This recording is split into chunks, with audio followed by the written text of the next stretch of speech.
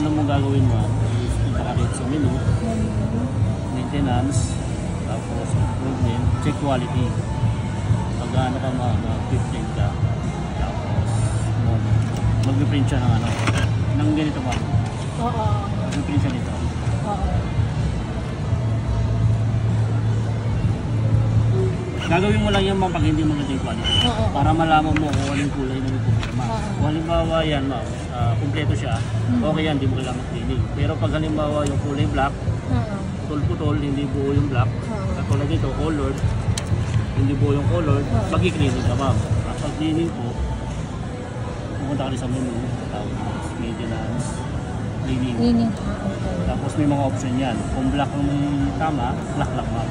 Okay. Kung colored ang may tama, bababa mo siya. Pag lahat po, kulang-kulang, colored. Okay. Pag pinindot mo lahat yan ma'am, nilalabas niya na gano'ng kalakas yung cleaning.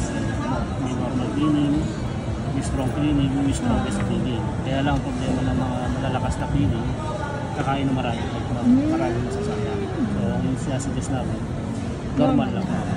Tapos pag okay na yan ma'am, nilalabas na po yung tank, makikita mo kasi lalabas.